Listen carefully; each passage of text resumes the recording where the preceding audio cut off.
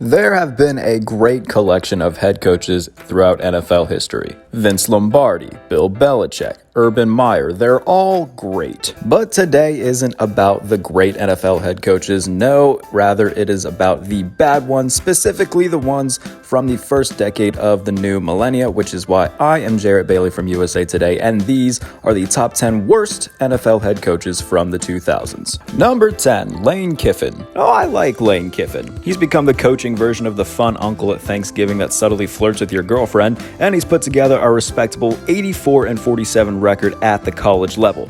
In the NFL, though, that was a different story. He went 5-15 in 20 games with the Raiders before getting canned. Now, granted, he was strapped with Jamarcus Russell and Al Davis, who at the time was at an all-time low in terms of team building, so it's hard to give Kiffin all the blame.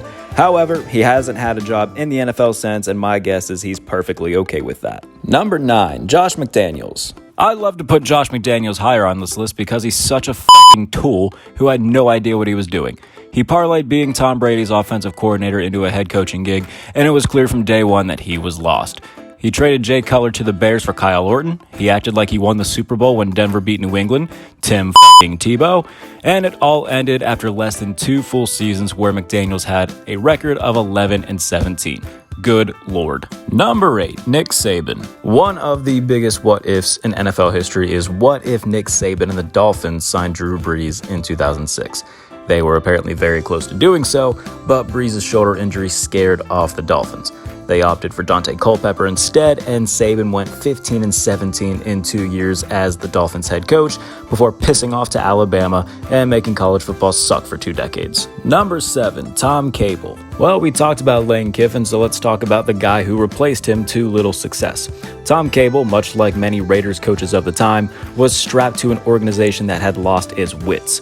That's not to say that he was a great head coach, but like Kiffin, he was part of a Raiders organization that was just behind everyone else at the time.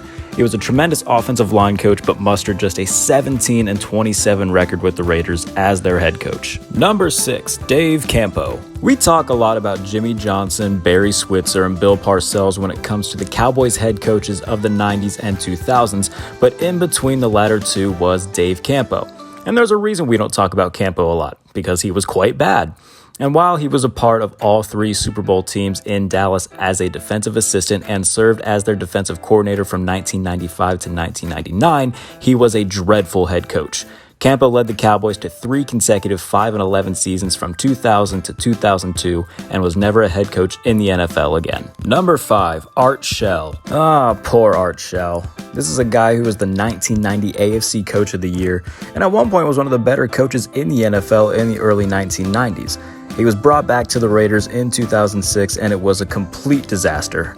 The Raiders went 2-14, which was their worst record in 44 years, and Shell was fired after 1 season. Number 4, Steve Spagnuolo.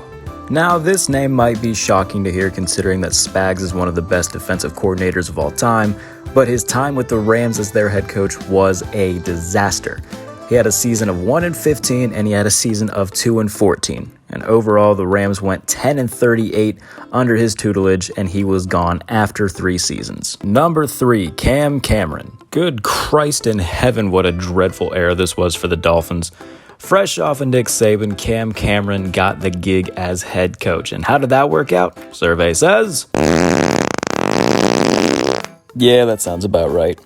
The Dolphins went 1-15, but that one win came in tremendous fashion on a long touchdown pass in overtime from Cleo Lemon to Greg Camarillo to defeat the Ravens, and Cameron was gone after that season. Number 2, Rod Marinelli. Yeah, anytime you go 0-16, you're going to be near the top of a list of bad coaches. And look, I'll say this about Marinelli. Similar to all the Raiders coaches we've talked about, he was in a bad situation with a poorly run organization in Detroit led by general manager Matt Millen. And credit where it's due, Marinelli got the Lions to 7 wins in his second year, but the rug just got pulled out from under them in 2008. They went 0-16 to cap off a 10-38 tenure for Marinelli, and he was fired after that season, never to become a head coach again. Number 1, Bobby Petrino. Oh man, I'm sure Arthur Blank wishes he could have a mulligan on this one. Petrino was hired by the Falcons in 2007 and given a 5-year, $24 million contract. This just so happened to be the year that Michael Vick would be arrested, and Atlanta had traded his backup Matt Schaub to Houston, so Atlanta was left without any true capable quarterbacks for the year. Even so, Petrino swore to blank that he would stay in Atlanta, only for him to resign after just 13 games to become the head coach at Arkansas, leaving the Falcons high and dry. And then 5 years later, he wrecked his motorcycle, and it was revealed that he was having an affair, so, sucks to suck. And that is the list. If you enjoyed the video, be sure to give it a thumbs up. And if you want more NFL content, be sure to subscribe to the channel.